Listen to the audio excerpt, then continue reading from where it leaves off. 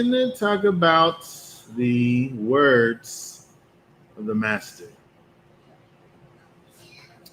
This week's words of the master is about Bartimaeus and Zaccaeous. This portion covers Matthew 20, 29 through 34, Mark 10, 46 through 52, and Luke 18, 35 through 43, and also 19, 1 through 28. I think we're going to look at Luke. We'll look at Luke. We'll read Luke um, first about Bartimaeus, and then we'll go back and talk about Zacchaeus in chapter 19. There's a few variations that we'll just refer back to the variations and not read them all because there's a lot to go through. And we'll talk about them as we go. So let's first go down to Luke 18 and 35. And let's read down through 43. And it came to be that he was coming near Yero,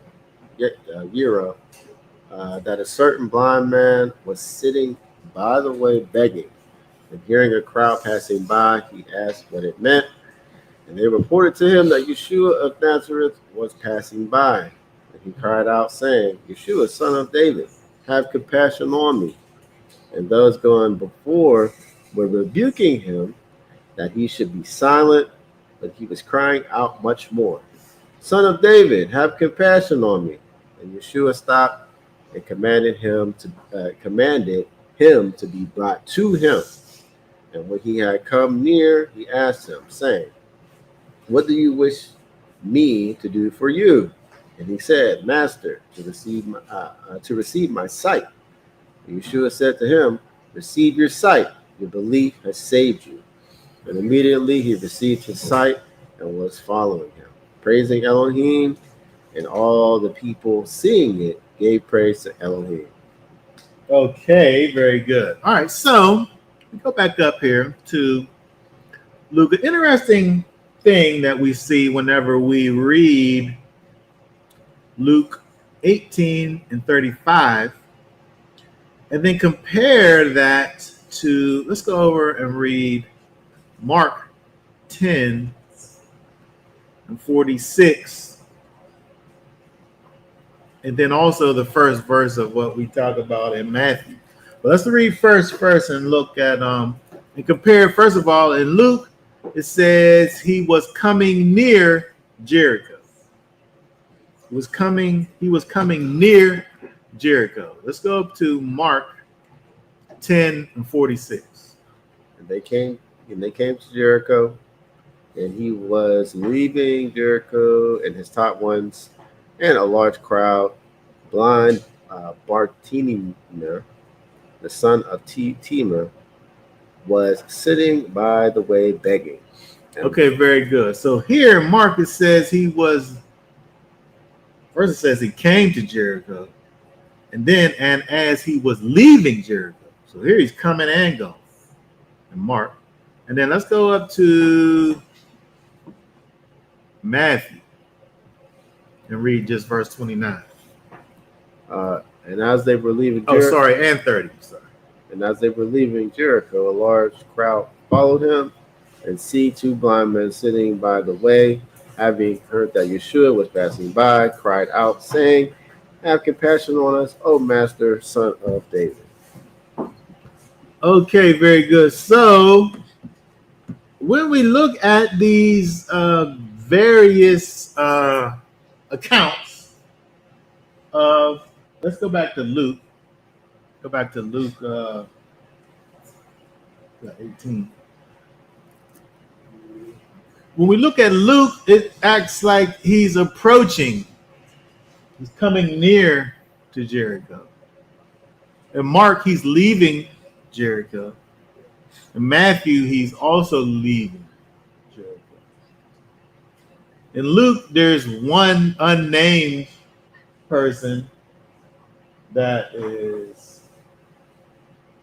here it says a certain blind man, one unnamed person. Mark is one named blind man, which is Bartimaeus, but he's leaving. And then in Matthew, there's two blind people that don't have any names. And so it's interesting when we think about what's happening here. I think it's important. One important thing to understand is that and somebody was talking to me about this. I forget who it was or why we was even talking about it, but he was talking about this lawyer who was saying that when he interviews these various witnesses, if each witness has the exact same story, he's leery about the validity of the story if they're exactly the same. Because, people have their points of view. If I see something happen and I'm like over here, but you're like over there, you might see the same thing happening, but your point of view is different. And so a lot of times when people got the exact same story, they done contrive together and say, this is what we want to say. This is not good. You know what I mean? And so they were saying that this particular lawyer kind of looks for there to actually be variations to the story. And to them, it gave them more credibility instead of it being exactly the same.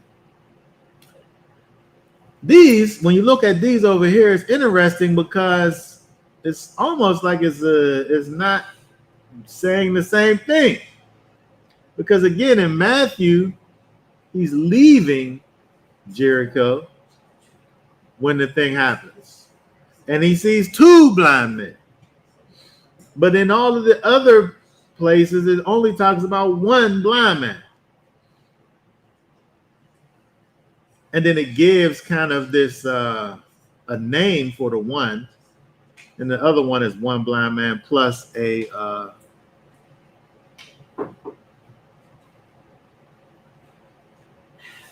where we at? Matthew. I'm saying between Luke and Mark and Matthew, kind of thinking about all of them together. Where one he's coming, and the other two, Mark and Matthew, he's leaving. But what we've come to find out, which is interesting, is that from a historical standpoint, there's actually two Jerichos. So they have the old Jericho from, Joshua fought the battle of Jericho. Jericho. Joshua fought the battle of Jericho and the walls came tumbling down. You know that song?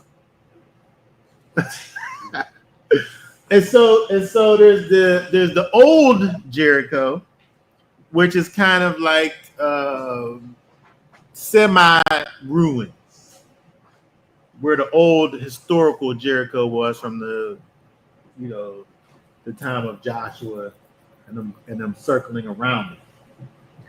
But not that far away from it, basically next to it, is a new Jericho that was built up by Rome, which was a nicer new Jericho, which they still actually called Jericho.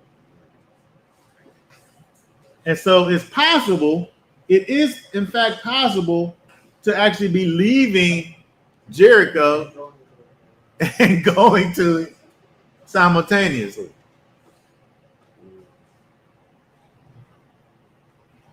Now, the interesting part is that when you have this happening where it's like the same exact thing is happening in terms of they're walking, they're going, they see a blind person, he's calling out to them. Like, did it happen two times? Is there some confusion as to exactly when it happened? Did something similar happen in both places as they were coming to one place or going to another place?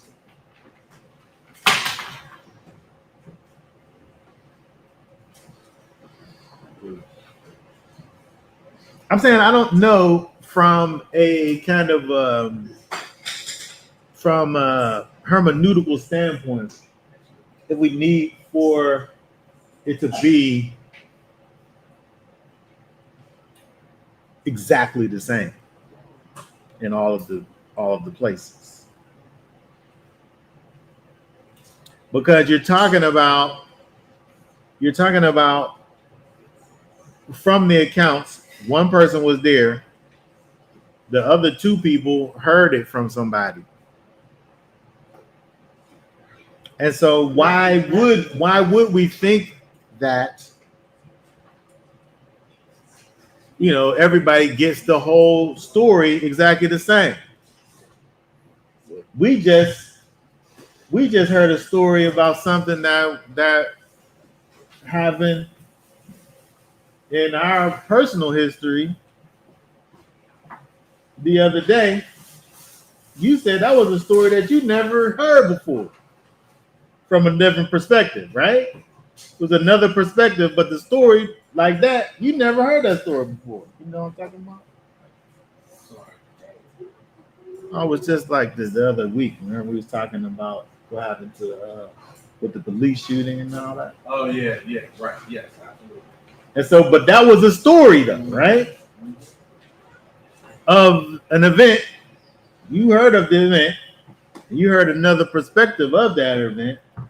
But that story that you heard, that was you said you never heard that story before in your life. I confirmed it. The gun that they found, They're going into had it. all the bullets in it. Yeah. So the story that they told that day was that he was shooting. Yeah. Yeah. But that was the perspective, right? And my point is that we have a first-hand account, and then we have two second-hand accounts where I'm saying that they shouldn't be exactly the same, especially when it comes to details. Because I know if I'm thinking about something that I did 10 years ago, did I say that? I said that? Man, I don't even remember saying that. That's crazy. Or I didn't even say that. Like I'll deny something that I said that I don't even remember. Like you talking about something that I have zero recollection of. And so I'm just saying, like, there is, historically speaking, the knowledge of Jerichos, where they could potentially, you literally could be leaving one and going into another. They're like right next to each other, like if you was walking from Bell Suver to Mount Olive, or even Knoxville for that matter. And so you literally could be leaving Jericho and arriving at Jericho. Yeshua healed people everywhere he went. But to me, there's so much similarities in exactly what happened. I feel like, just the fact that they find this one or two blind men and the thing that they're crying out is exactly the same. I feel like it just is like a discrepancy in the recollection of the story. But Matthew was there. Matthew was there.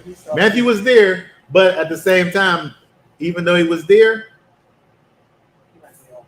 he his version wasn't first. So he might be fixing it. He could be fixing it. He could be fixing it. But I'm saying that I don't know if we have to have it be exactly the same for that reason. because you're talking about him not only the thing that happened, but the time between it happening and it being written down is so far. How do you even remember exactly the same? Mhm. I'm just saying the thing that happens by the time we get to what happens, that thing is the same. The circumstances that lead up to the thing that happened seems like it could be different things. Because when it talks about Bartimaeus in the one version, it mentions who he's the son of, as if to say this one of the two of the blind men is known because you know who his people is. The other one you don't necessarily know who his people is. Maybe the one who only mentions the one because he's the one that was known and the other one wasn't. Maybe he became known, but not to Matthew. Matthew, he just was these two blind men. But to which one is it that has his whole lineage? That's Mark. Mark, who I think came from Peter, to where maybe his knowledge of what happened, he gets more information that maybe Matthew didn't even know because it came from Peter, who was closer. And so all that just to say, I feel that, to some degree, it's necessary to have this congruency as it relates to these stories. But I think the thing that happened is the same. The thing that happened is the same, but the details of what happened is where the discrepancy is. I think the thing about what Yeshua is doing that kind of stands out to me is how he literally is seeing the humanity in these people. Like everybody else is in the crowd, they see these people begging, they see that they're blind, and they're just asking for healing, and everybody's like telling them to be quiet and shut up. Yeah. Like, and meanwhile, it's like, but you can see them, and they can't see. And, so to me, it's like, when I look at it, Yeshua, he's looking at these people as seeing them as being human beings, people, not as homeless, beggars, blind, like, I want to say disabled, because, that's our new, we come from an ableist standpoint now, according to the political correctness, Oh, you can't say disabled? No, I'm saying that, well, who says what ability is, but I'm saying that Oh my God. because I think Ari said she could hear with her eyes. I don't know what she said. I said I could breathe with Oh, my she said she eyes. could breathe with her eyes. Interesting. But anyway, some people might say that they aren't, but I'm just saying that they're coming from a place of they're blind. Yeah. And so they're crying out for help, and people's telling them to be quiet. Yeah, I think it's interesting when we look at Yeshua, and I've mentioned this before, dealing with the most of these healings that we see with Yeshua, there's no demand put on these people to many of them. There's no demand put on them in order to receive healing. He don't say to the beggar, "Get your life right, and then I'll heal you."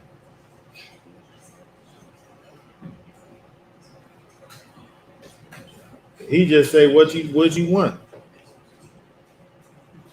and then he give it to him. And so that's the one thing that I think that that I think about. But also, as you say, you know,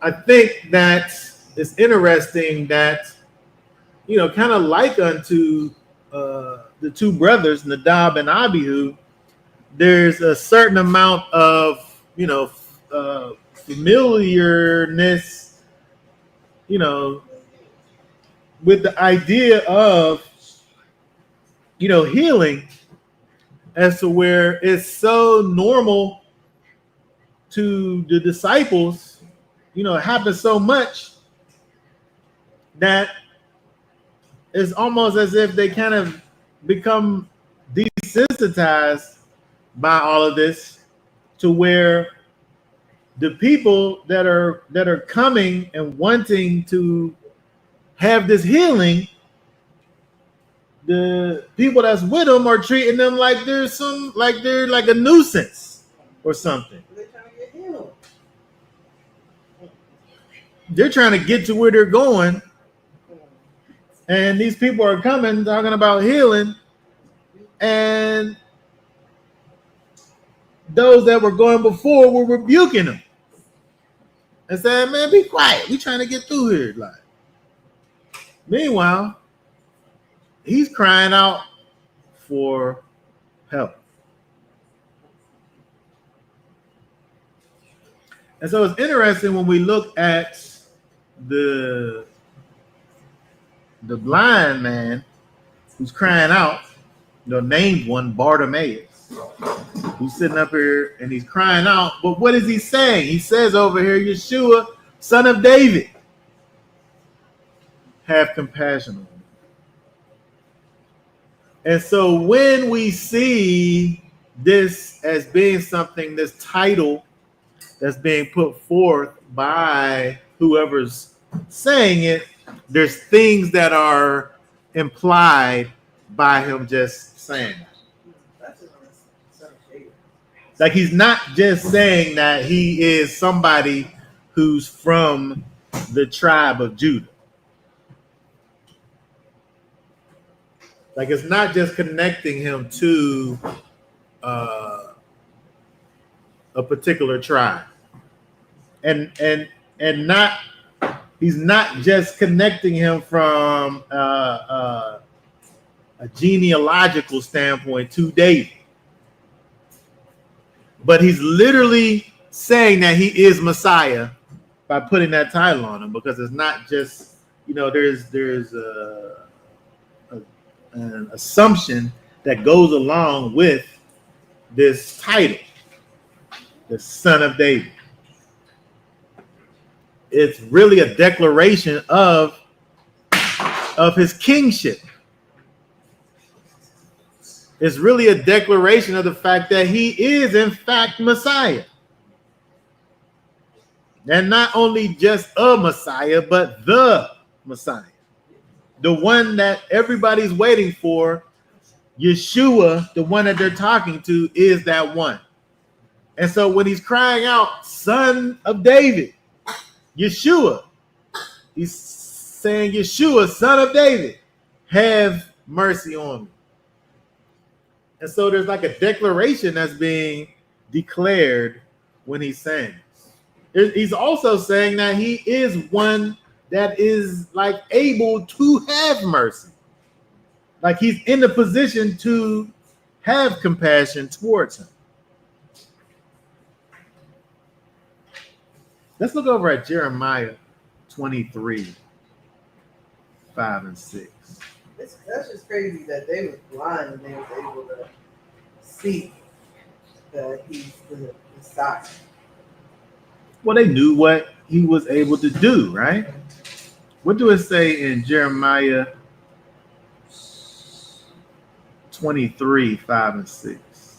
So see, the days are coming, declares Yahweh, when I shall raise for David a branch of righteousness, and the sovereign shall reign and act wisely, and shall do right, ruling, and righteousness in the earth. Okay, very good. So this, when I shall raise for David a branch of righteousness. What's that word there, branch? 67, 80. Semach, which is a sprout, a branch, a bud, something that comes out forth from. And so when we think about this branch of David, this one that comes from David, this sprout that springs out from David, all of these attributes are connected with that one. He's a king, he's a sovereign, he's a king, and he will reign. Not only is he a king, but he will reign and act wisely and do right ruling and righteousness in the earth. And so this, to the people at the time, is a these are all messianic qualities that they put with not a Messiah, but the Messiah, and saying that Yeshua is that one. And so just the simple fact of him saying this, just the simple fact of him saying, Son of David, Yeshua, Son of David, he's saying all of these things about Yeshua. This idea of this branch of David. Let's look at another verse. Let's look at 33. Let's look at Jeremiah 33, 14 through 16.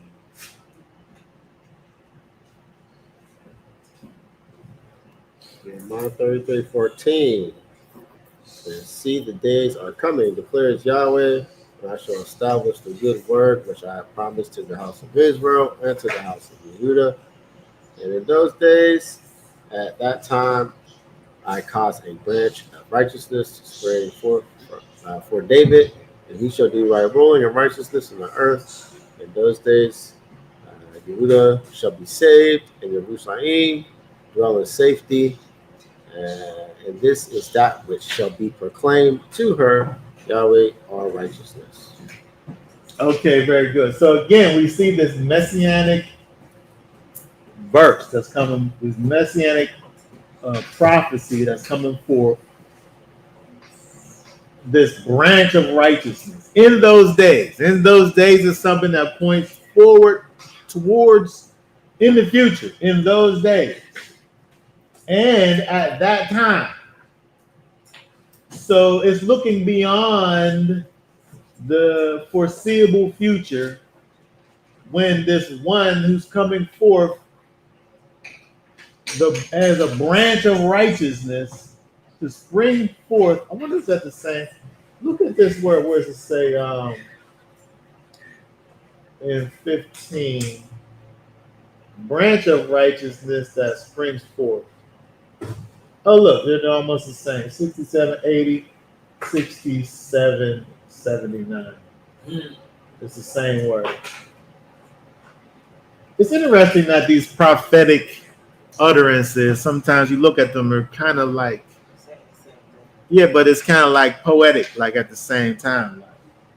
Like, where this branch, which makes it spring forth, is going to spring forth.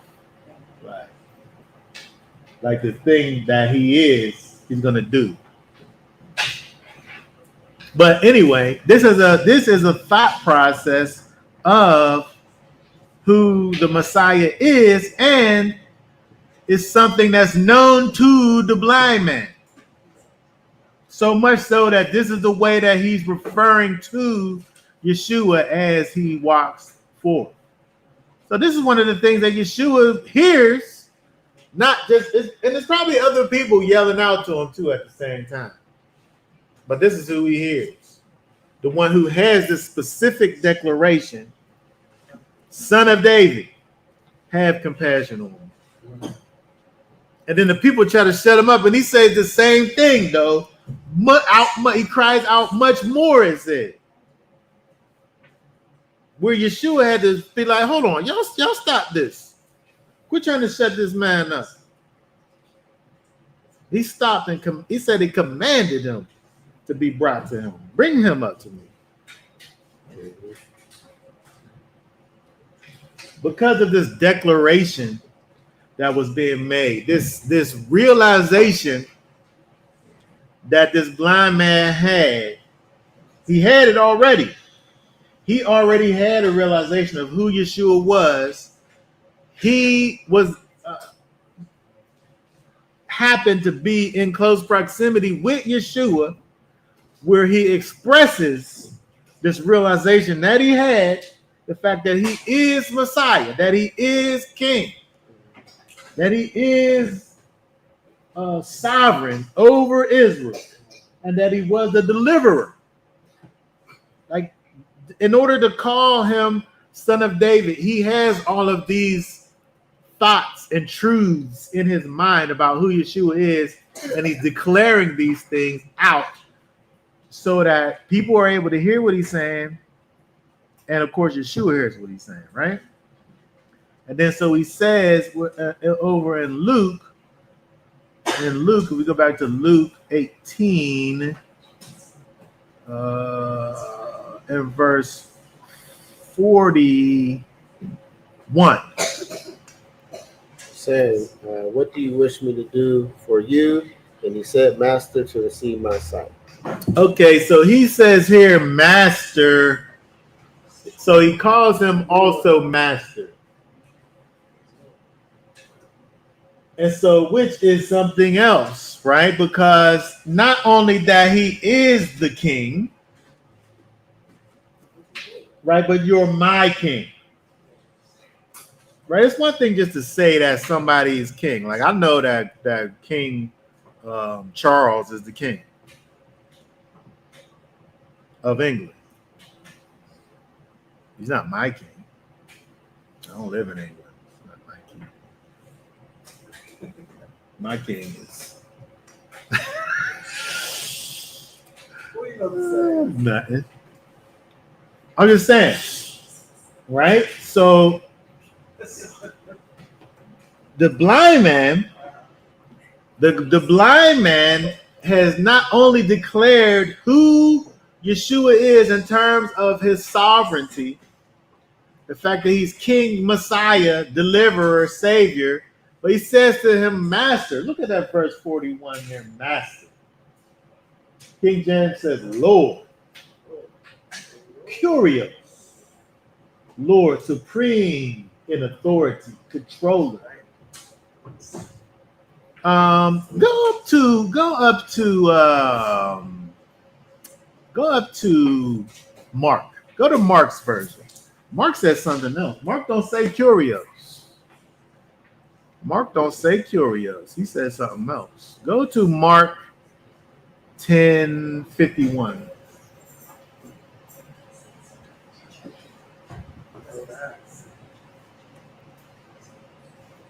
Read for us Mark 10:51.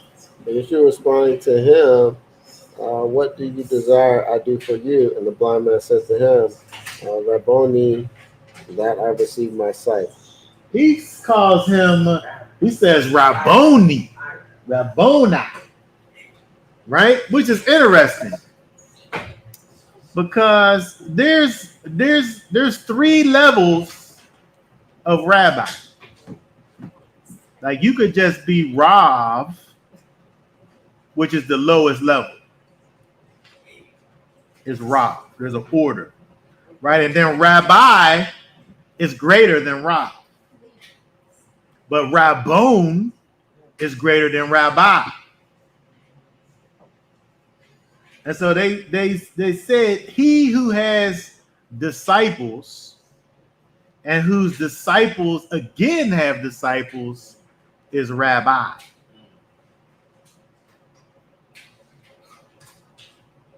When his disciples are forgotten, i.e., if he is old, that his immediate disciples already belong to the past age, he is called Rabbon. So he's like this.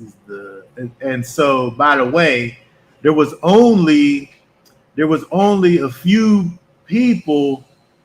It says that this title was only given to a few of.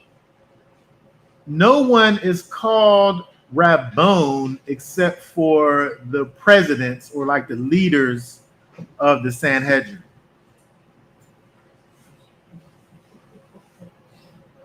And so there might have been some Ravs, and there might have been some rabbis, but there was very few Rabbons. And Rabboni is just saying that's mine.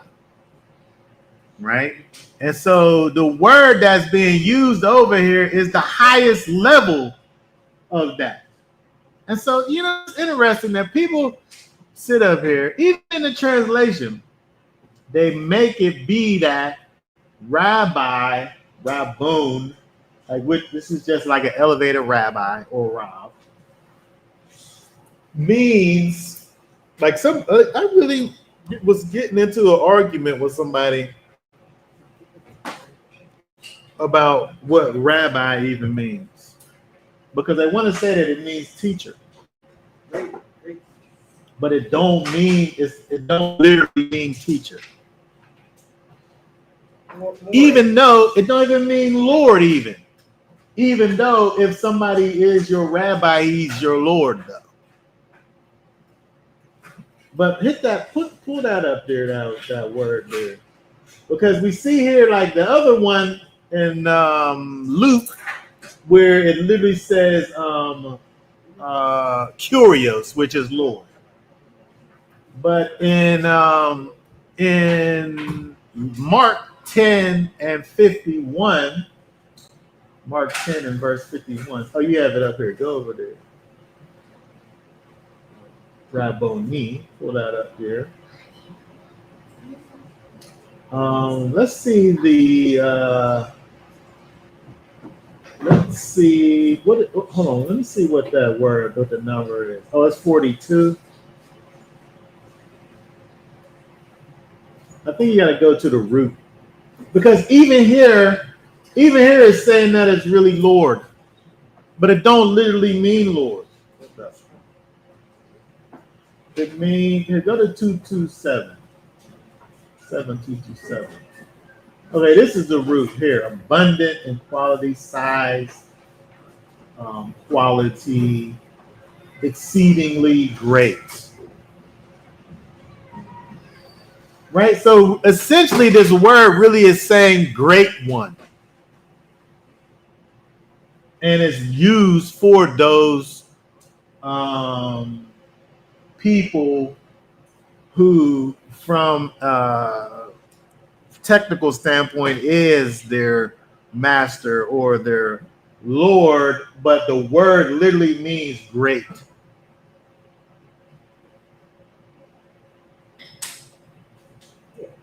And so your great one would be your teacher, but the word literally don't mean teacher. It means great one.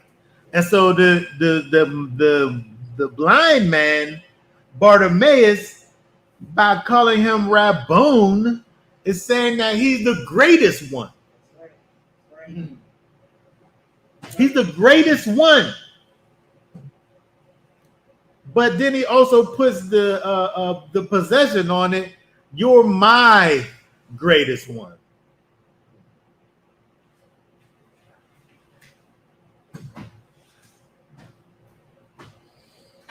And so he says, as my greatest one, can you cause me to see? I know you can do it. That's what I want to receive from you. And so Yeshua, he said in verse 52, read verse 52 again for us. And Yeshua said to him, "Go, your belief has healed you." And immediately he saw again and followed Yeshua on the way. He said, your faith healed you. Now he's exemplifying faith in Yeshua the whole time. Before Yeshua even stops, he's exemplifying faith in him the whole time. Because he's calling out to him, Son of David, Messiah, King, my King, have mercy on me. You're in a position to have mercy on him. He's exemplifying faith towards him the whole time. He's going to him because he knows if he says the word, he receives that word that he says. He's trusting in him the whole way. He's expressing his faith in Yeshua the whole time. He's making these declarations about who Yeshua is, and he's trusting that if Yeshua says the word, it's going to be done. He's exemplifying this faith. Faith isn't him just looking at Yeshua and saying, "Oh man, there's Yeshua over there. I have a need, but I'm not going to do anything to receive it, even though I see him right over there." Like, that's not faith in Yeshua. Faith in Yeshua is understanding that he's able to do a thing and then seeking to receive the thing that you know that he's able to do. Like, if I look at somebody and be like, man, I know that they got $100 in their pocket, and if I ask for it, they would give it to me. But then I just never ask for it. That's the number one rule in sales. Ask for the sale. Like, you got to, like, I could say I know he got it, and I could say I know he'll give it. But if I never ask for it, it seems like I don't really believe that he'll give it to me. Like, I'll make up some reason in my mind why I wouldn't ask, because, like, if I really believe he's gonna give it, I will ask for it. But if I don't believe that he's going to give it to me, I'll make that reason up in my mind, and that'll be the thing that'll stop me from asking. So essentially, I don't believe he's going to give it to me. Because if I really believe, I'll ask. He truly, really believes, and he goes and not only just thinks about what Yeshua is able to do, but he asks for that thing to be done. And there's nothing else that got to be done at that point. Yeshua, he didn't do anything. He said, go. Your faith has healed you. It happened already. I feel like as he's saying it, like he's able to like, vision is coming to him. Mm-hmm. It said he saw again. Maybe he became blind. Immediately he saw again and followed Yeshua on the way. Yep. Another thing too, this is how we need to be toward him, because this man was calling out for something he needed. In verse 48, it says, and many were reprimanding him to be silent, but he cried out all the more. So when you have somebody around you, he been saying like to not seek him. That's an obstacle. That could be an obstacle that can prevent you from receiving a blessing. Your blessing. Yeah. And so the man was like, I don't care what none of y'all are saying. Yeah, exactly. Y'all trying to block what I'm trying to get. Y'all ain't helping me. I'm going to the one that can help me. Yeah. And so there was nothing that was able to happen that was able to stop the blind man, Bartimaeus, from receiving from the master. And so that's another good point, because that was some adversity. Yeah. That was something that could have caused him to be like, all right, I'm gonna choose. Exactly. And you got a lot of people like that. That little bit of adversity could have been enough for him to say, man, I can't even talk to him. Yeah. and then stop. But when we look at what he did, that little bit of adversity was just a reason for him just to be louder. Exactly. Yeah. Where he was able to push through that adversity of them saying, be quiet, and him saying, no, I ain't being quiet, I'm going to be loud. And it could be that's adversity that you got to get through that we all might have in this depiction. It was people, but it could be in your mind. It could be a crowd or loudness in your mind that could prevent you from crying out to them. That's blocking you to get healed. Yeah. Yes. I want to add to that. Go ahead. Because I was thinking something very similar to that, of like self-condemnation. Yeah, that's what that is. A lot of people don't think they deserve that blessing. They might like believe to an extent, or when they go out to pray or to ask for help, they stop themselves and it's like, you know what, I don't even deserve this. Right. Yeah. Yes. And so if the blind man succumbs to any of those things, he don't get the thing that he's looking for. Which really proves that he don't really want it. Like if you're able to come up with a reason why you can't do something, you don't want it. Yeah.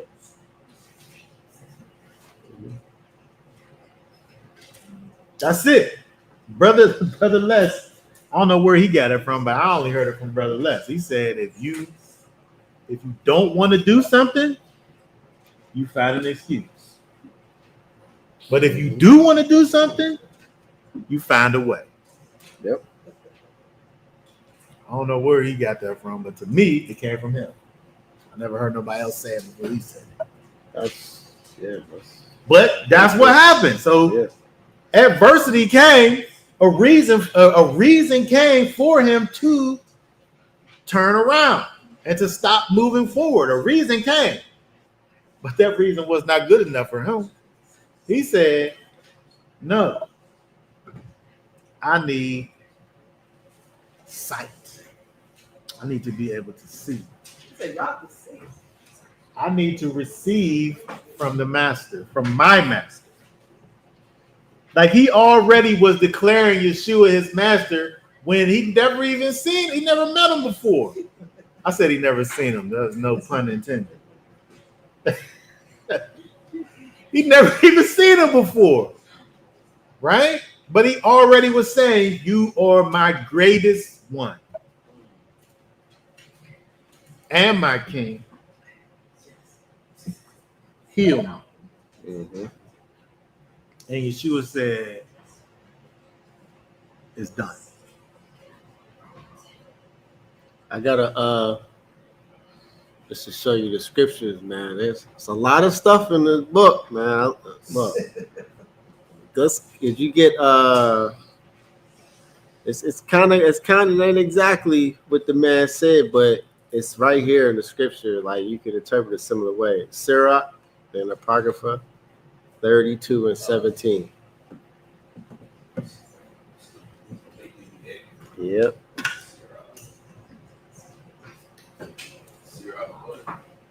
(32 and 17).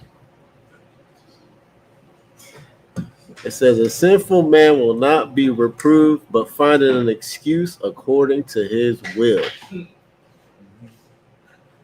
So it's right there. Yeah.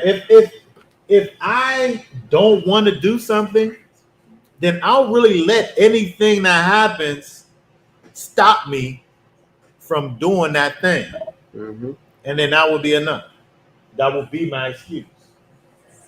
Yep. But that's really my will though. It is. I really don't want to do it. Exactly. That's why I don't let this little thing come and happen and have me turned around. Yep. Because that's really what I want to happen. Exactly. When you really want to do a thing, you do it. When you out here making excuses, you never wanted to do it to begin with. Yep. Like if we sit up here and allow things to stop us from going the place that we're trying to get to, you're not going to get nowhere. Yeah, fight through it. You're not going to get anywhere. Like adversity is a part of the path. And so if I start on a journey and then adversity happens and I say, oh well, I guess it wasn't meant for me to go there. Or I guess you really didn't want to go there. Because if you did, then you would just make a way.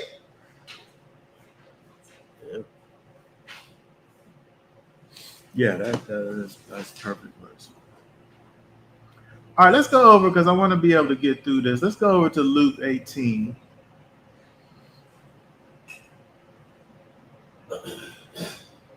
Excuse me, Luke 19. Because when we look at Bartimaeus, we see that when we get to the end of his story, his faith saved him. And we're able to see his faith every step of the way. Now let's look over at Luke 19. And just start reading at the first verse over there. 19. And having entered, he was passing through Jericho, and see a man, Zaccaeus. He was a chief tax collector, and he was rich. And he was seeking to see who Yeshua was, but was unable because of the crowd, for he was small in stature. Hold on, let's just stop right there because this is the same story though. So many things happen on the way to Jericho, coming through Jericho. That's so similar. I can understand how some of the details can be confused. But it's a crowd of people. And there's these people who try to get to Yeshua. He could have just said, oh man, it's too hard to get to him. Never mind. I'm good. It wasn't meant to be. Yeah. It wasn't in his plan. Wasn't meant to be. People just give up so quick. Yeah. Zacchaeus was a wee little man. I'm about to say, why you gotta do that to And him? a wee little man was he. Messed up.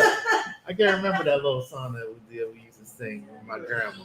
He was just small in stature, okay? He was a wee little man. That's what the song said. He used to sing. The little kid song. Oh, for real? Yeah. Was the song doing that to him? Yeah, Zacchaeus was a wee little man, and a wee little man was he. Dang. You know that song? He looked these Sing the words up. song. Sing the song. I'm trying to clean my phone. Okay, you don't really know the song. I do. But- All the kids know the song. Y'all know? We will never see. Time's up. Dang. Wee little man.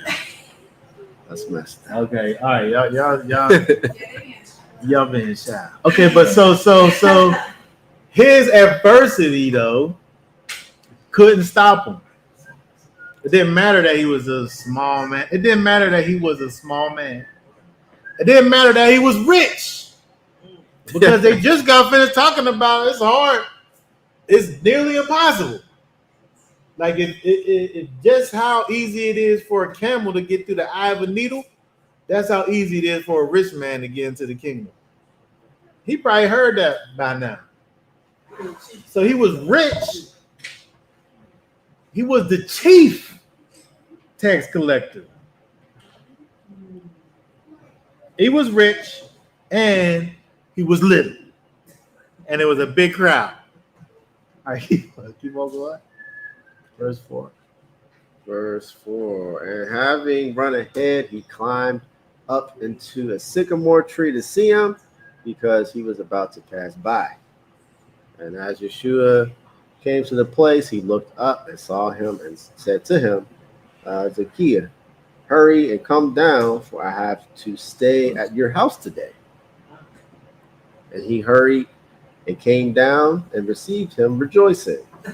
And seeing it, they all grumbled, saying, he has gone in to stay with a man who is a sinner.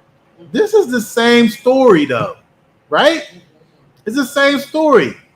The other guy was this blind beggar that's just out in the street, like he probably looked crazy, crying out to Yeshua.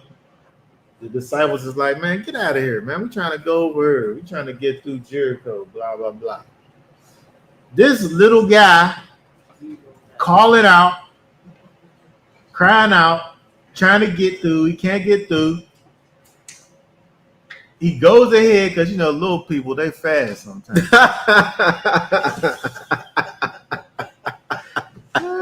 He went climbed the past, tree. he Real went quick past where they was at and climbed up a tree.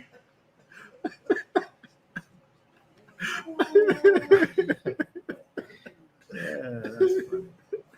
He went over and climbed up this tree. These people sitting up here grumbling because Yeshua's like, all right, let's go back to your place. But he's a sinner though. He's the chiefest of sinners. Because remember, we talked about these tax collectors. Their very job is wicked.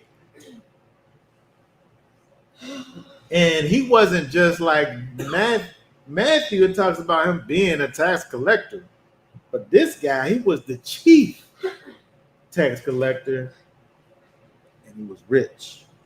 And Yeshua like, man, let's go back to your place. You probably got some nice things over there. We could probably, you know what I mean? And so they go back. They got all these people sitting up here talking against them. Like he could have just thought in his own mind, I'm a tax collector. I shouldn't even dare to try to call out to or, even try to get close to Yeshua just because of the simple fact of who I am. But he was trying to get close to Messiah in spite of who he was. All right, keep on going. Start reading again, verse 8. But Zaccaeus stood up and said to the master, look, master, I give half of my possession to the poor, and I have taken whatever from anyone by false accusation I have repaid fourfold. And Yeshua said to him, today deliverance has come to this house, since he also is the son of Abraham. For the son of Adam has come to seek and to save what was lost. Okay, very good. So when we look at Zaccaeus here, they go into his house. He similarly is making this declaration unto Yeshua as to who Yeshua is in relation to him. He says to Yeshua, Master. He's calling, look at verse 8 right there.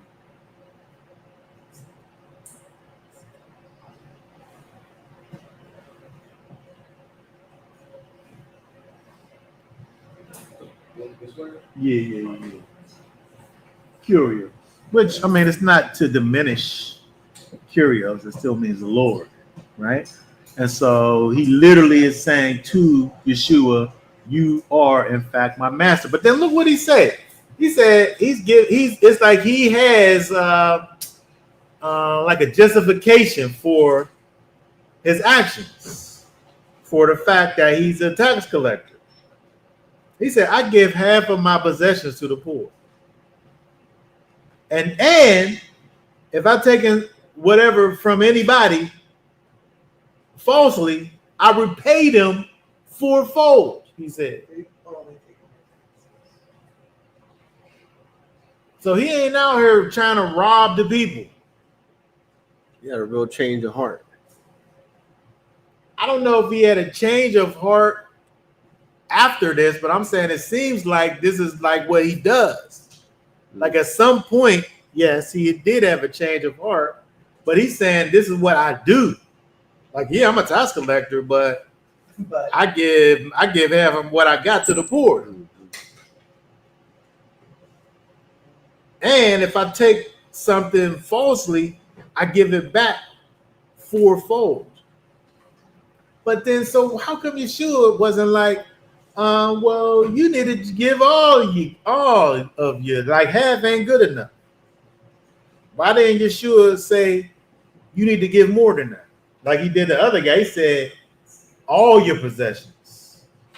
Yeshua said to the rich man, the young rich ruler, you need to sell all that you had and give that to the poor.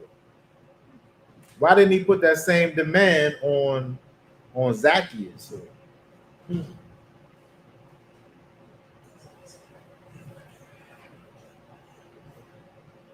Because he literally just happened with the rich young ruler before. Like, what do I got to do? You saying, I keep the commandments, but I did all that stuff already. When Yeshua said to give everything that he had, he was like, that's too much for me to even do. But why didn't he say that same thing to him?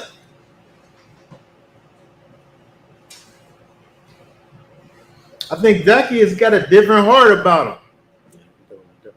His heart ain't the same as what the rich young rulers was. Yeshua knew that what he said to the rich young ruler was going to be too much for him to bear. But Zacchaeus, he already on that.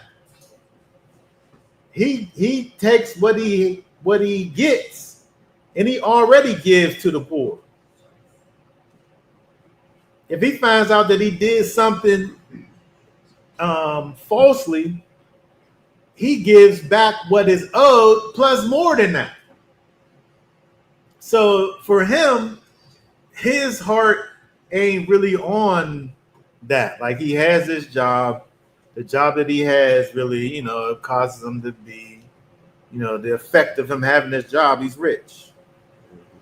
Right? But he acts right about the things that he already has. Obviously, because Yeshua don't say nothing about that. He don't tell him that he got to do more than what he's already doing. What he's already doing is good enough as far as that goes.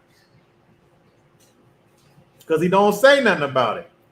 Like unto the other guy, the rich young ruler, he gives him basically the thing that he probably already knew that he wasn't able to do. But that's not Zacchaeus' problem.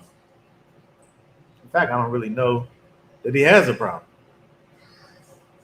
Right? Because he don't give no demands to him, to Yeshua.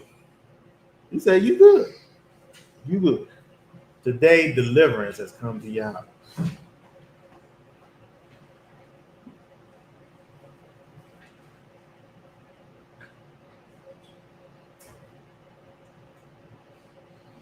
It's almost as if he's kind of like, giving some type of,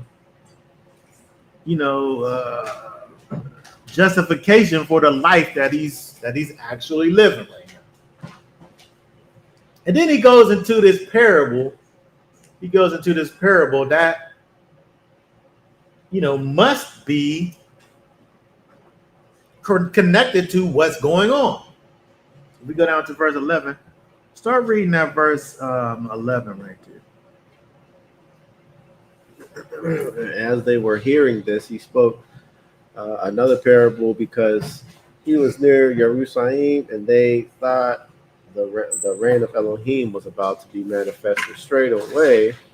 He therefore said, a certain noble man went to a distant country to receive for himself a reign and to return. And calling 10 of his servants, he gave them 10 minas and said to them, trade until I come.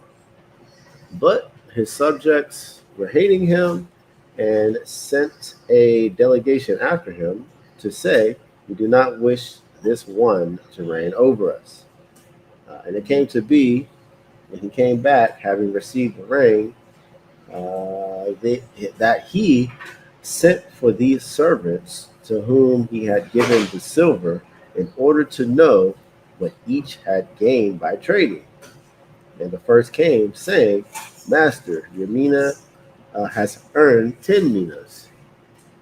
And he said to him, well done, good servant. because you were trustworthy with a small matter, have authority over 10 cities. And the second came, saying, Master, your mina has earned 5 minas. And he said to him also, and you be over 5 cities. And another came, saying, Master, here is your mina, which I have kept laid up in a handkerchief. For I was afraid of you, because you are a hard man. You take up what you did not lay away or lay down, and reap what you did not sow.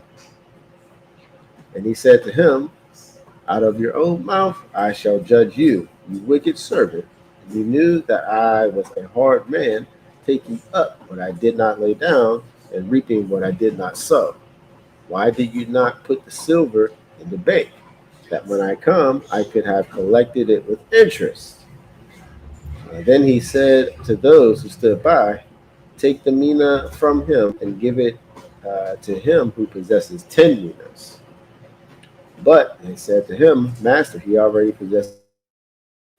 For I say to you that everyone who possesses shall be given, and from him who does not possess, even what he possesses shall be taken away from him. But those enemies of mine who did not wish me to reign over them, bring them here and slay them before me. Go ahead. 28. 28. And having said this, he went on ahead, going up to Jerusalem. Okay, very good. So when we look at this parable that Yeshua speaks, I think the connection here to what we see with Zaccaeus is, Zaccaeus already, he's been placed in this particular situation for whatever reason. But yet, and still being who he is, in fact, a son of Abraham, like unto Matthew. Matthew, who, he's a tax collector. He's Israel. He has this job, but he still seeks to live a life that is right and live according to right ruling. And so even though he has this job, he tries to do right about himself with the job. And so he's been given these certain things, and he, with those things, he does right. And so he gives this parable, Yeshua does, about this certain nobleman. The certain nobleman's Yeshua. He's from a distant country to receive for himself a reign and to return. That's him.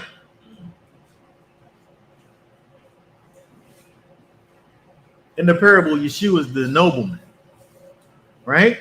And so he calls these servants, and he gives these servants. I see what you're doing over. You read this verse over, and you was like, I need to trade. Because that's the mission that Yeshua gave to these servants. I see. So Yeshua, he calls these servants, and he gave them this money. A minas is like it's like a weight measurement, like unto like a pound.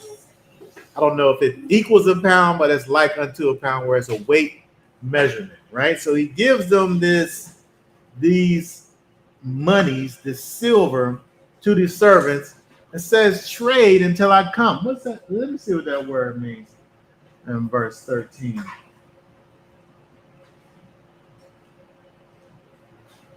Occupy until I come, busy oneself with, that is, trade or occupy. He gives them this silver of a particular amount, and he wants you to do something with this thing that I'm giving you. And then you can automatically see that when it gets to the last one, where he puts it in a handkerchief, whatever you think trading is, he's not busying himself with it if he sticks it in a handkerchief. He's not doing anything with it. Now, this first one, he gets 10 and then he turns it, he makes 10. You gotta flip it. I feel like He doubled it, right? You got flip game. You feel like he's talking to you right now about trading.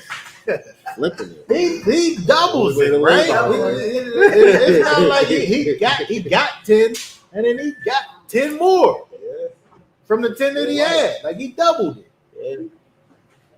And so when Yeshua comes back, the nobleman who is Yeshua, right? It's interesting because first of all, he has these subjects, right? He gives them these silvers. He tells them to do something with it, basically multiply it. I got this thing. I'm gonna give it to you. You do something with it. Yeshua has this gospel. He gives us this thing, this valuable thing that he gives to us. He wants us to do something with it. Multiply it. But in 14, his subjects, there's people, it's interesting that we have this, right? Because it says his subjects were hating him and sent a delegation after him to say, we do not wish for the one to reign over us. They're his subjects, but they don't want to be ruled by him, which is an interesting part of the situation because Yeshua is king. Yeshua is, in fact, king. But there's people out here walking around who don't recognize the fact that he's king and they want to live their own life. And they don't want to live their life according to the rules that he set up. They don't want for the king to reign over them.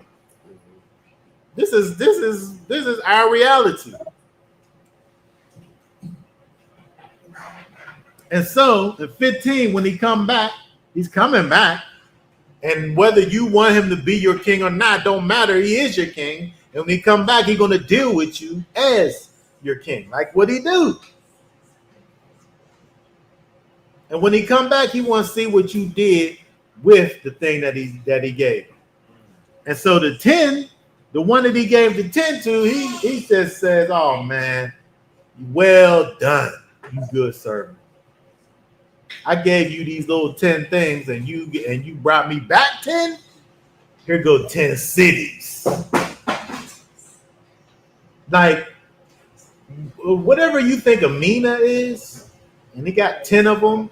The way that he's talking about it is as if these minas is not that big of a deal. Because he's literally calling it a small matter.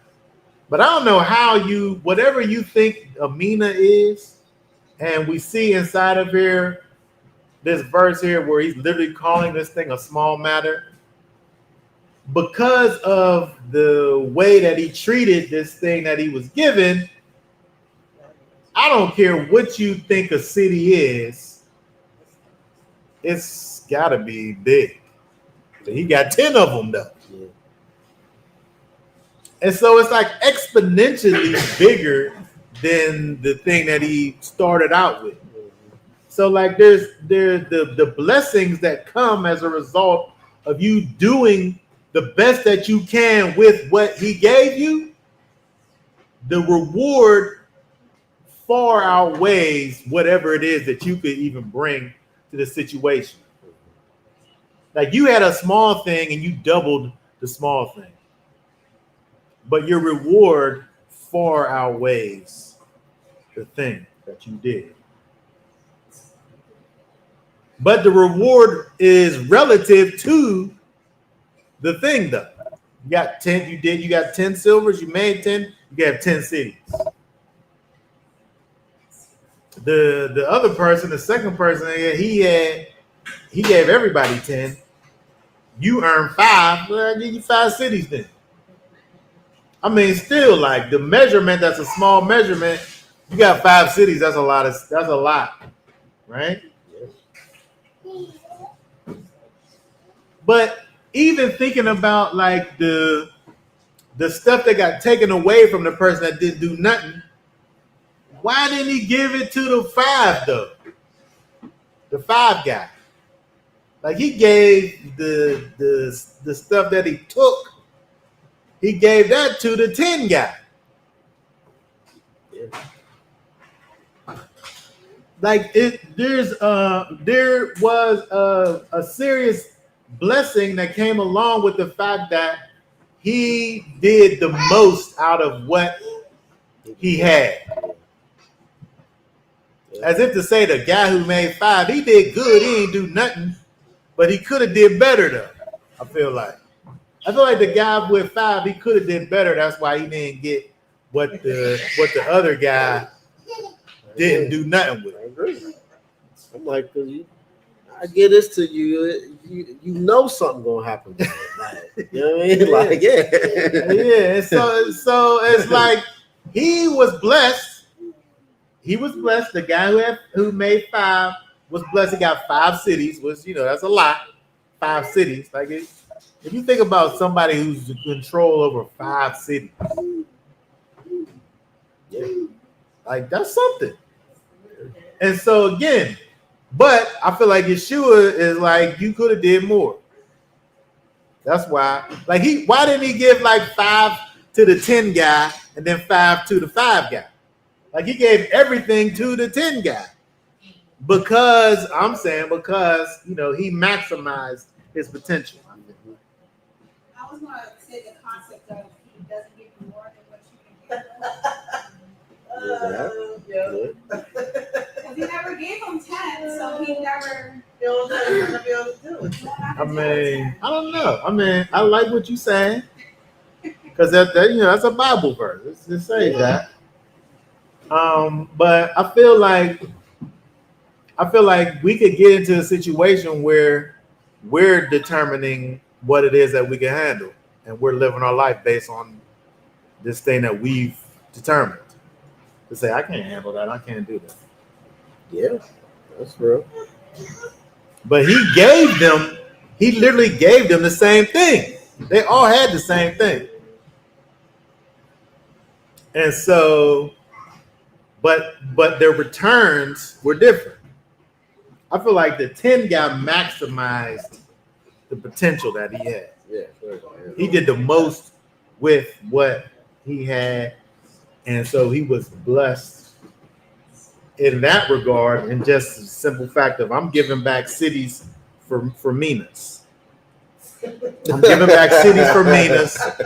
Whatever they don't know that, but that's what happened, right? He gave back 10 cities for the 10 Minas. You got 5 cities from your 5 Minas. Yeah. But this guy who didn't do nothing, he put it up in a handkerchief. He just hid it.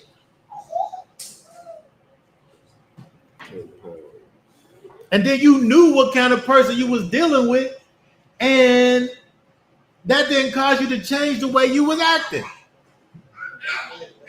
He sat up there and tried to say, well, I knew you was a hard man, so I just laid it up.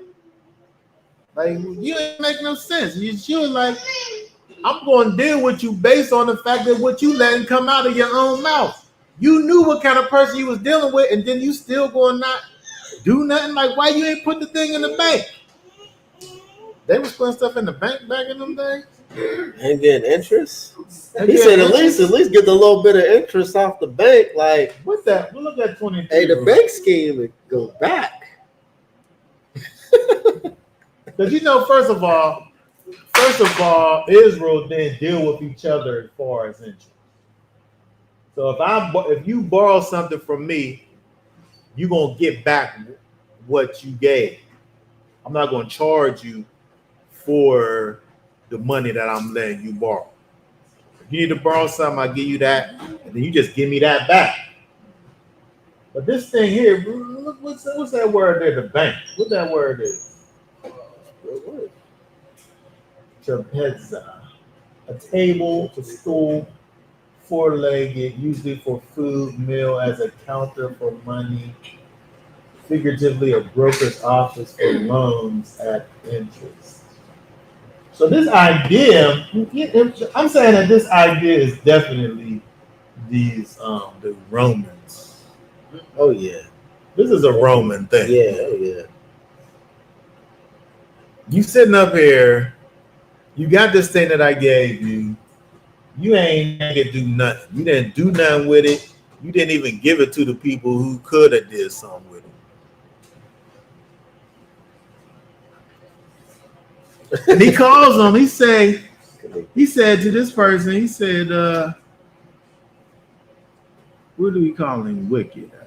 In 22, he called him a wicked servant. Out of your own mouth, I'll judge you, you wicked servant. Why wasn't he nice a little bit to him? Did he even care about being nice to him? Because he said you knew. You knew that I was a hard man. So why would he be nice to him, man? You knew I was hard. He already knew, right? And so, but the point is here is that the Most High, and he talks about this in other places. It's just this is the way he's talking about it here. But he gives us things. The Master does. He gives us things. And he expects for us to do something with those things. And for us not to do something with the things that he give us, he calling it wicked. He says it's wicked. The person that the person that all he did was receive what he got from the Master. The only thing he did was receive it and then do nothing with it. He said, "You're wicked."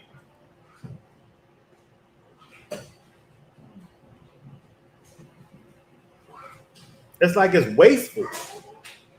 It's like you're wasting this thing that I give you, and it's not even about like he did. It's not about him using it.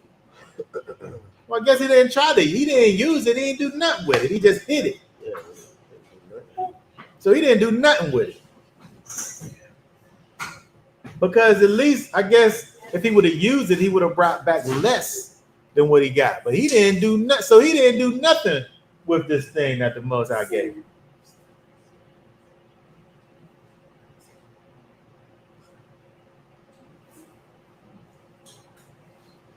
And so, thinking about this, how we can kind of, bring this to ourselves and, kind of bring some practical application to this thing, this is something that we see with the Master. He's talking about this thing and placing himself into this peril because this is how he deals with his people. We're all servants. And he has given us all gifts to use for his purposes. Because he is saying, like he's talking about himself. He said, what did he say about the king? He said, I was afraid of you because you take up what you do not lay down and reap what you do not sow. Yeshua the nobleman who is Yeshua, don't refute his thought about the nobleman in this situation. Because this is what happened. He gave the people something, and then they were supposed to take that something, and then they were supposed to sow it. Yeshua wasn't sowing it. The nobleman wasn't sowing it. The nobleman wanted the servants to sow the thing. But he was going to reap the benefits of it, but he wasn't going to sow it. Yeshua give us these valuable things. And he expects for us to sow the things so that he can reap the benefits. He gives us these seeds. And unless we go and plant these seeds, they can't bring a harvest. They can't bring anything to be reaped.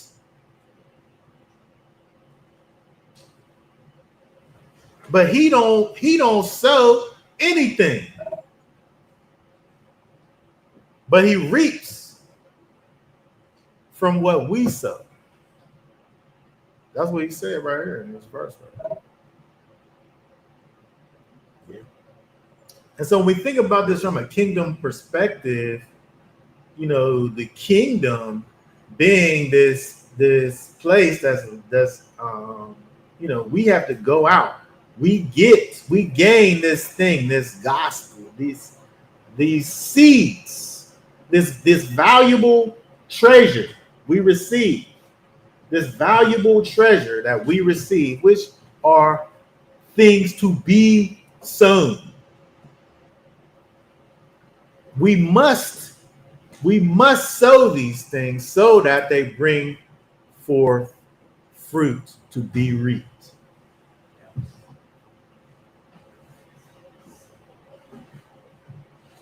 We must take from what it is that the master gives us and put those things in a place where they're able to bear fruit and multiply and be reaped by the master, who is Yeshua.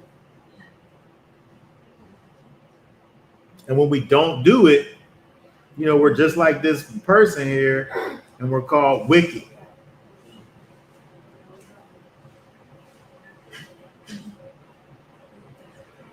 And then lastly, these enemies, these people who don't want to be ruled over by, like, it didn't matter. It's interesting that these people are kind of like, they're in the story, but they're of no consequence. Like, there's these people who don't want to be ruled by the ruler, but it don't really matter. They're in the story, but they're not really. They didn't want to be ruled, but it didn't matter. They're going to be ruled. They're going to be ruled. And also, they're going to be killed, too. Just bring them ones up here and just slay them before me. Yep.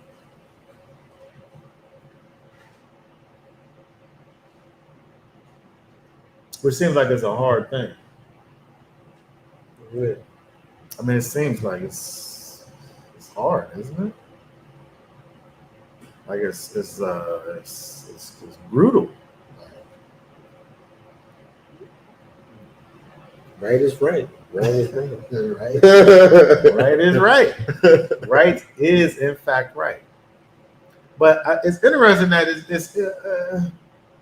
it's like, it's one thing if you're sitting up here and you're trying to get someone to do this unreasonable thing. Like, even in the way that this story is, this parable is, it's like, I'm giving you this thing. I'm giving you this valuable thing, and the only thing I'm asking of you is just to do something with this valuable thing, which is really going to do only going to benefit you. And so for you to rebel against this thing that I'm trying to do for you, like I'm doing something for you anyway. And so for you to rebel against it, like, why?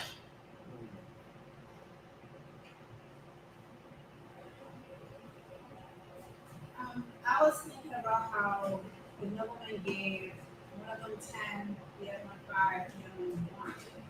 I'm wondering if he was operating just out of fear because he only had one, whereas someone who has like 10 or 5 kind of has some like freedom with that potentially. Like, I wonder if it was just kind of like a mental block.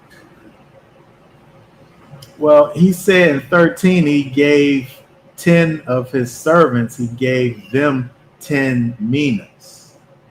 So they all had 10.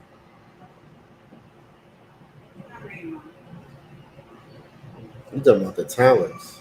I think the talents. Oh, the talents. Yeah, they do. What? Yeah. So the talents story, which I guess is based on the same concept, where they received different amounts, and then they brought back different amounts. But this one, they all received the same amount, but then they they brought back different amounts. Where they all had potential to do what the one guy did. But we see that the return that they brought back was directly connected to the measure of blessing that they received. Each by the way was pretty amazing. If you're talking about something that I can hold in my hand, and then the result of that is a city, per thing that I can hold in my hand, like this, it's like, it's exponential. But I think with anything, I mean, but what you're saying, I think still is relevant because it is fear. It is fear. He had something. Maybe he was afraid that he would lose it all by doing something with it. And that kept him from doing anything. But there has to be faith involved in the multiplication of the thing. Like if you put something in the ground, I guess there's a chance it's not going to come out. Because there is. I'm a terrible husband. I can't get nothing to grow out of dirt. Everything I put in there, it don't come out right. But I keep on doing it though, because I feel like I gotta do something. I gotta do something. Yeah. Sometimes, but there's a faith thing involved in any of it, and so there's always going to be fear. But just like anything else, fear is just adversity, and so you have to be able to understand. Yes, there is adversity, but I got to go anyway. And so the reason why he's called wicked, without faith, it's impossible to please Elohim.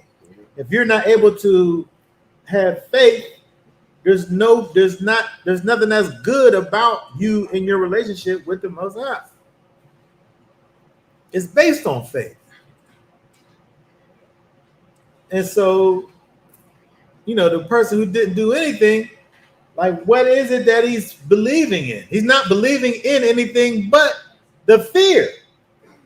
Yeah, I can't do nothing with this thing. If I don't want to lose it, I'm just gonna put it in this handkerchief. Like fear, his fear ruled him. Yeah. Yep. But then also too, it said they were servants.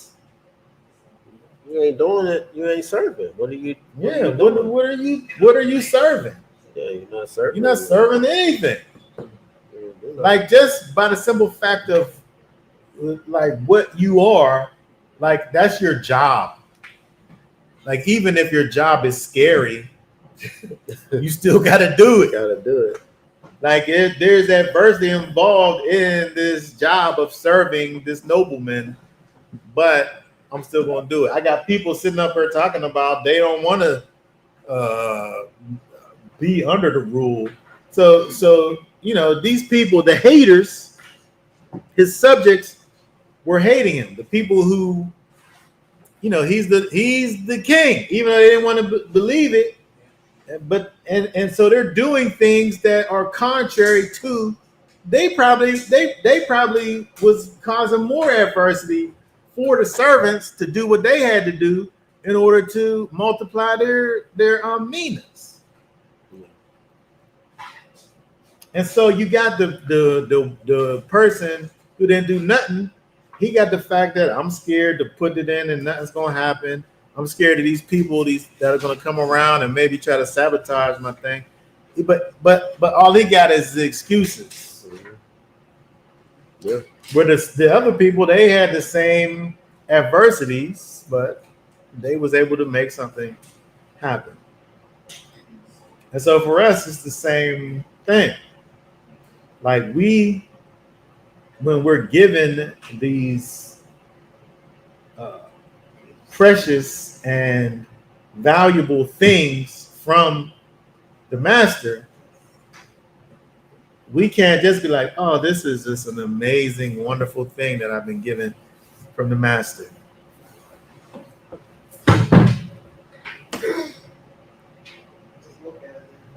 We'll just put it over there. Because you really not really manifesting the amazingness of the thing if nobody's able to even see the thing He or ain't, benefit from the thing. yeah, he ain't give it to you just for you. It's, Reminds me of like collectors. They collect toys and stuff. They don't even play with them. They don't even play with the toys. I know they keep it in the package. They take the thing out the package. Play with it. That's great. Play with it. I know. hey, don't hate on That's a real collectors. thing, man. Because I lived in the time whenever action figures was a thing. Man, the little He-Man. I remember Kevin. Kevin used to have all the action figures. Man, he had all the different GI Joes, and I had like my little couple GI Joes. But I would go up his house and play. He wasn't a collector. He played with his Joes, but he had so many of them though. That's the fun of it. You play with them. Yeah. Exactly. You do something with these things. How much more so? How much more so the valuable things that the Most High gives us? I'm saying that he's giving you this thing not even for yourself. It's not even for you at all. Yeah, it's a tool. It's for someone else. Yeah. So he's giving you this thing, this valuable thing, not for you, but for the kingdom. Mm-hmm.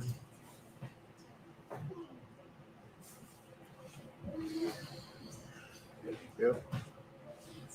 All right. All right. Does anybody have any last questions or comments about any of this? I did have a question, but I think you answered it at the end, so I'll still say it, and then if you have something to add to it, great. Recently, I met that was led by a Family Care Connections event, and it's basically their workers serve the community. They provide opportunities and things for families to do that they wouldn't necessarily be able to afford on their own, and create experiences. So that's essentially that's their job. It's their family base. So there was this one woman that was there, and it looked as if she may have been like on drugs, and she was like nodding off. Her child was there eating lunch, and she's like nodding off visibly, like people could see it.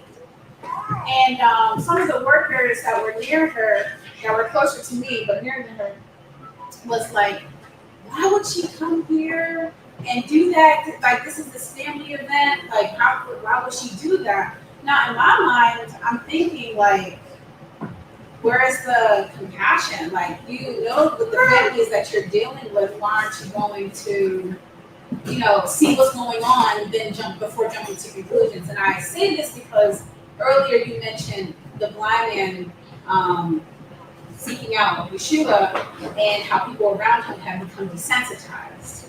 So my question was just like, how do we not become desensitized to the situations of people's lives? You know what I mean? It's so easy to be like, why can't you just be them? And I say that you answered it in a way because he gives us this insight. He gives us the spirit to be able to see things and to adhere to his word so that we're able to understand our purpose and what we're supposed to do. So like that's why I said that kind of answered my question, but it was essentially how do we not make sure that we don't become those people who become desensitized, who's seeking out the Father and kind of deterring them away from seeking him because we have this, plethora of information and knowledge. Yeah, it's easy. It's easy to just be in your flesh, in your carnality, because that's where you have to be in order to be in a place where you're not kind of looking at the needs of people. You're looking at how whatever they're doing is negatively affecting you. Like that's selfish. instead of being able to understand the needs of the person, you somehow brought it back to whatever they might be doing is making you feel a certain, which that's carnality, that's selfishness. And so, you know, when you look at, that's this interesting thing you're able to see about the disciples, how, you know, when they're disciples before they become apostles, and you know, there's a big jump between the things that they do. A lot of the things that happen, they end up getting into these teachable moments from Yeshua because of this silly thing that they've done or said. And you know, I'd like that because you're able to see that, you know, these are people, and you know, when they get the spirit, you see the difference in, you know, the way that they're acting.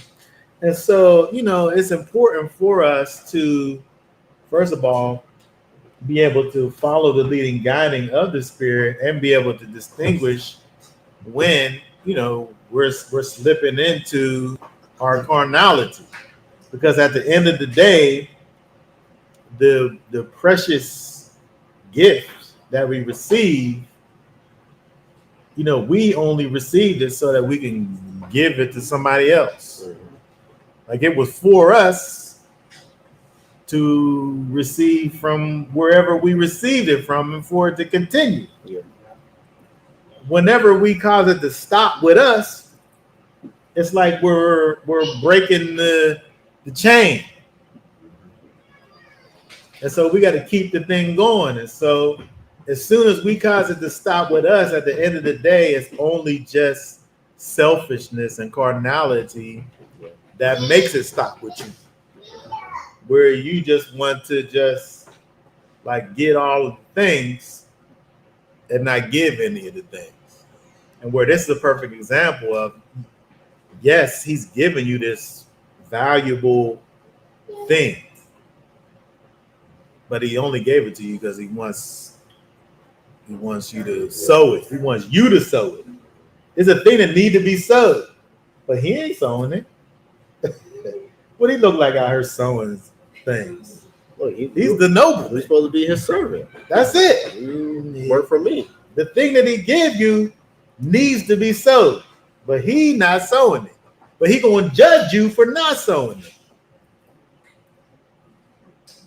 Then he'll help you. He help you in the spirit. Like he help you to do the thing. That's it. And so, you know, do the thing.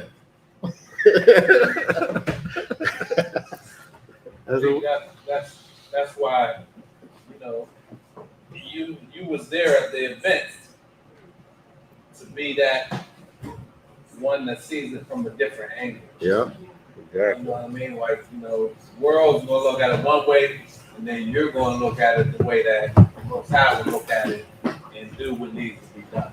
Mm-hmm. So that was an opportunity for you to step in and, you know. Because even this lesson, when you brought up desensitized, it had me have more compassion on those workers too. You know, because they do deal with a lot of families that do a lot of stuff. You know what I mean? And I can see working with women or moms or dads who are constantly on drugs or getting incarcerated or they always need something. You can become a little catalyst to that. So I was even able to have a little bit more compassion on them today. Because at first I was like, so like this is your job, is to like serve the community and figure out how you can help, but not judge them. I mean, it's interesting now, you know, when we think about, just think about how our society treats the opioid crisis that happened.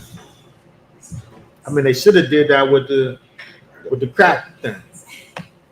Because it's the same thing. Like you dealing with a person, once they get that substance in their body, they out of here. Exactly.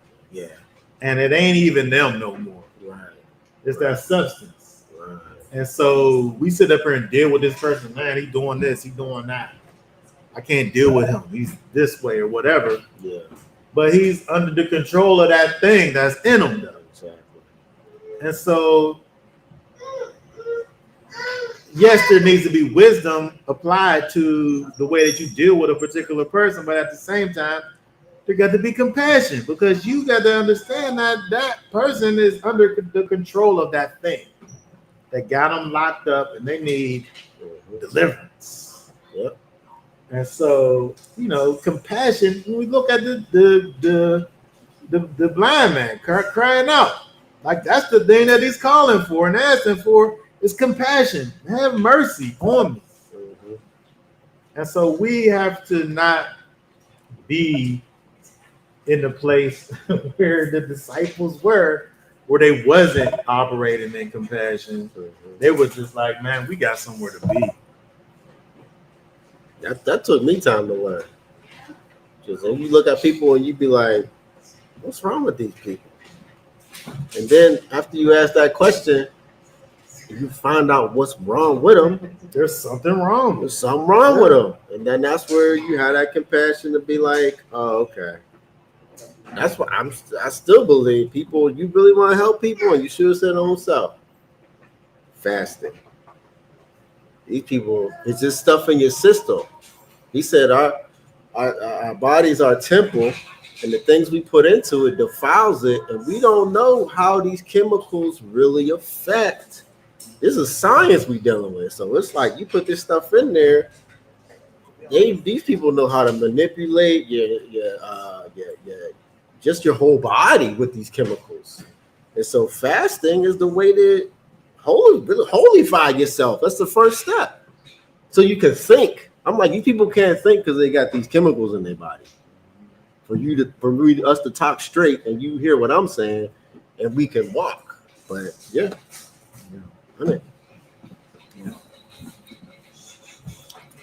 Yeah.